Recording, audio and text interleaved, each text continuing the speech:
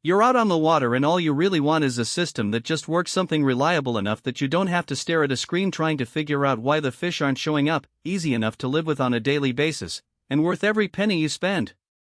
That's the exact dilemma most boat owners face when they start hunting for a new Chartplotter and Fishfinder combo. Link is in the description if you want to check the product details on Amazon. When I first sat down to compare the Simrad GO9 XSE with the other midsize units, the biggest hesitation was the fear of overpaying for a flashy interface that would sit unused because the learning curve was too steep. I spent a few evenings watching video tutorials, reading forum threads, and flipping through the spec sheet just to see if the promised all-in-one experience actually translates to a day-to-day workflow.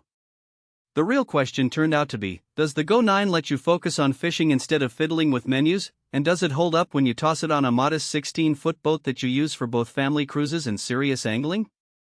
What I found is that the GO9's 9-inch display is surprisingly legible even under bright sunlight, thanks to its high-contrast layout.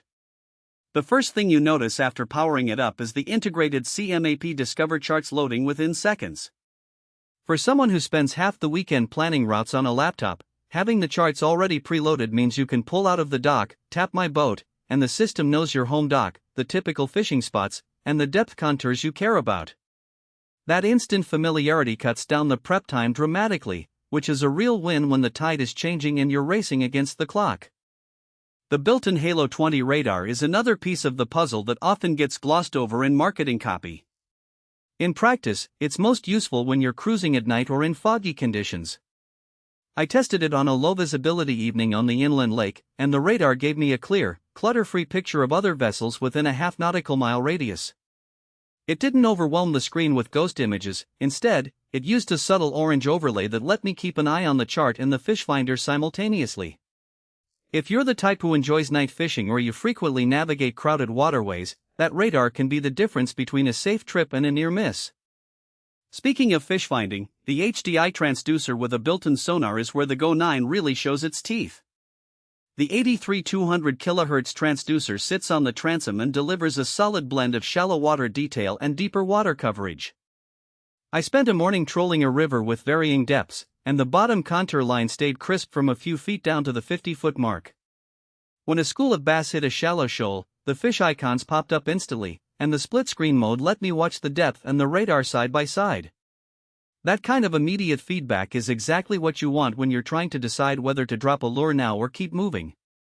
Now, no unit is perfect, and the GO9 has a few trade-offs that become apparent after a few weeks of use. The first is the size of the unit itself. At 9 inches, it's a generous screen, but it also means the mount takes up a decent chunk of your dash space. On a tighter cockpit, you might need to rearrange your radio or GPS so everything fits without crowding the helm. It's not a deal breaker, but it's something you should measure before you commit. Second, the system's built-in connectivity sounds great on paper, but in reality the Wi-Fi link can be a bit finicky when you have multiple devices trying to pair at once. I noticed occasional hiccups when my phone, tablet, and a friend's iPad all tried to stream data simultaneously. The workaround was to limit the number of active connections, which is fine if you're the only one using the data, but it could frustrate a crew that likes to share live sonar feeds on their phones. Another nuance is the software update process.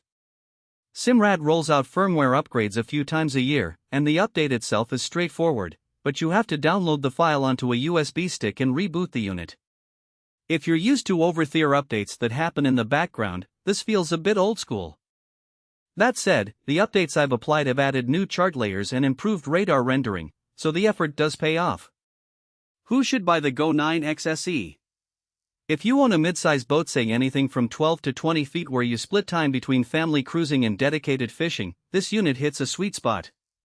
It's especially appealing if you already have a Simrad ecosystem or you plan to expand with additional Simrad accessories down the line, because the connectivity is seamless across the brand. Anglers who need both high-resolution charts and a reliable sonar, and who value the added safety of a radar, will find the value proposition compelling. The price.